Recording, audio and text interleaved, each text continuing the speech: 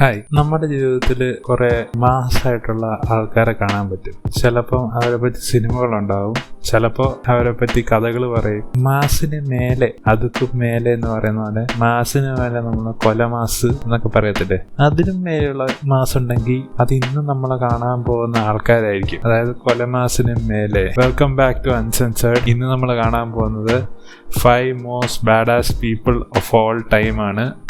So let's watch.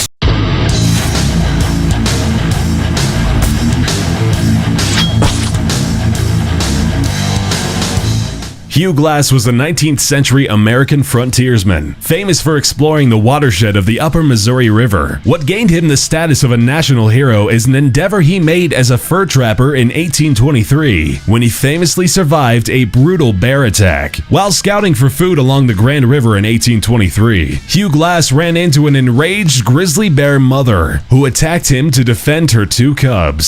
Unable to reach his rifle as they wrestled on the ground, Glass was able to escape from her death grip and stab her with his knife while she shredded his face, chest, arm, and back with her claws. His wounds were so gruesome that his fellow trappers simply placed a bear hide over him as a funeral shroud and left him for dead so they could get out of the hostile territory and away from the Native Americans who had recently killed half of their crew. With pretty much anyone else, the whole horrendous story would have ended there, but not Hugh Glass.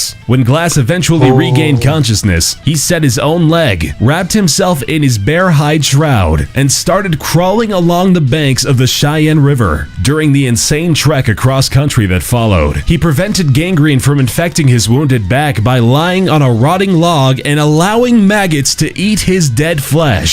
He sustained himself by killing and eating rattlesnakes, and crawled overland for 6 weeks until he reached civilization, which was baffled and impressed to see him alive. What the hell? എനിക്കൊന്ന് ഈ Hugh ഗ്ലാസിനെ പറ്റിയാന്ന് തോന്നുന്നു റെവനന്റ് എന്ന് പറഞ്ഞ cinema ഉണ്ടാക്കിയത്. പക്ഷെ റെവനന്റ് എന്ന് പറഞ്ഞ സിനിമയില് ആ ബെയർ അറ്റാക്ക് മാത്രമേ കാണിക്കുന്നുള്ളൂ. പക്ഷെ ബെയർ അറ്റാക്ക് കഴിഞ്ഞ് അവനെ ആൾക്കാര് ഇനി അവൻ ജീവിക്കൂലെന്ന് പറഞ്ഞ് ആ ബെയറിന്റെ ഹൈഡും കൊണ്ട് മൂടിയിട്ട് പോയ പിന്നെ ചെയ്തതാണ് ശരിക്കുള്ള മാസ് എന്ന് പറയാൻ പറ്റുന്നത്. ഒന്ന് ആലോചിച്ച് നോക്കിയേ. മച്ചാനാണെങ്കിൽ കാലൊക്കെ എങ്ങനെയോ വെച്ച് കെട്ടി മിസിസിപ്പി റിവറിനകത്തോട്ട് പോയി. അത് വഴിക്കൂടെ നീന്തി അവിടെയുള്ള പാമ്പിനെയൊക്കെ പിടിച്ച് തിന്ന് 6 ആഴ്ച കൊണ്ട് മച്ചാൻ തിരിച്ച് നാട്ടിലെത്തി. എല്ലാരും ഷിറ്റ്, മച്ചാൻ തിരിച്ചു വന്നു. വാട്ട് ദ ഹെൽ, ഇതല്ലേ ശരിക്കുള്ള ഹീറോയിസം? അയ്യോ, അടുത്ത് നോക്കാം. Julian Koepke is a German zoologist, and even though she's made contributions in her field, she's more famous for being a plane crash survivor. In the early 70s, at the age of 17, Julian was on a flight from Lima to Pucallpa with her mother when the plane was struck by lightning. Julian was the sole survivor of the plane crash, which fell a total of 2 miles from the sky. She was strapped to her seat and landed in a rainforest, with injuries of a concussion, broken collarbone, a gash to her right arm, and her right eye swollen shut. The sweets she found while checking for survivors ended up being her only food. She followed a small stream, expecting it to lead her to civilization. After 9 sleep-deprived days spent in knee-high water with an empty stomach, Koepke finally came across a boat belonging to lumbermen, who tended to her wounds and eventually got her to safety. അതായത് ഒരു plain crash survive ചെയ്യാന്ന് പറഞ്ഞാൽ തന്നെ, അതായത് 2 മൈലിൽ നിന്ന് മേലേന്ന് താഴെ വീണ plain, അത് നെക്സ്റ്റ് ഇമ്പോസിബിൾ ആണ്. ഇവളാണെങ്കിൽ ബാഗിൽ ഉണ്ടായിരുന്ന കുറെ നാരങ്ങ പൊട്ടായി എടുത്തിട്ട് 9 ദിവസം കൊണ്ടാണ് ഉള്ള ജനവാസ സ്ഥലത്തേക്ക് എത്തിയത്. ചെറിയ പരിക്കുകളൊന്നും അല്ല, സമ്മതിക്കണം ജൂലിയൻ. അടുത്ത് നോക്കാം. Simo Hayoha was a Finnish farmer and hunter living on the present-day border between Finland and Russia, who joined the Finnish militia at the early age of 20. This seemingly average young man turned into a legendary sniper, nicknamed White Death. Hayoha was a remarkable shot who broke all known records. During a 100-day period, he managed to kill 500 soldiers of the Red Army, reaching a remarkable number of 5 successful hits per day.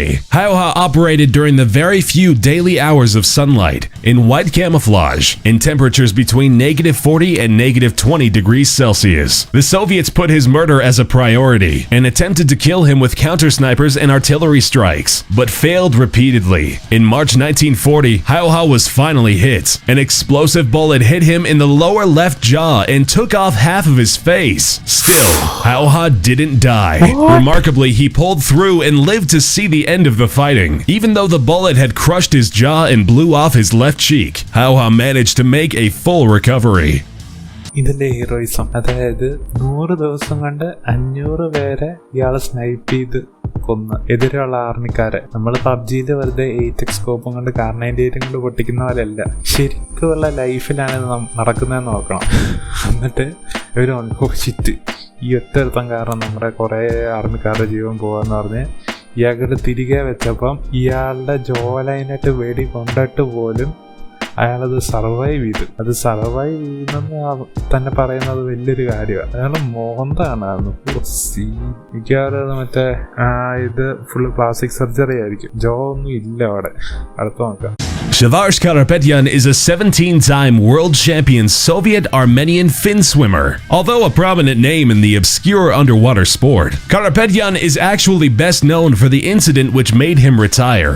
In 1976, while training with his brother alongside a lake, Karapetyan witnessed a trolley bus crash with 92 passengers inside. The trolley bus fell from a dam wall and splashed at the bottom of a 10-meter deep reservoir. Karapetyan ran to the rescue and single-handedly rescued 20 people from the sinking bus. Karapetyan managed to break into the trolley bus and, with barely any visibility and very little time, pulled 20 passengers up to safety. Unfortunately, the combined effect of cold water and the multiple wounds he received led to him falling into a 45-day coma. He awoke a hero, but never managed to recover completely. His heroics sadly ended his career, but saved many lives.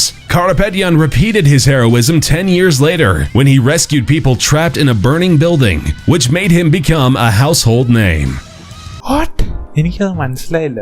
അതായത് അയാളെന്തോ കോമയിലോട്ട് പോയെന്ന് പറഞ്ഞു. അത് അയാൾ വീണ്ടും കോമയിൽ നിന്ന് മാറിയോ?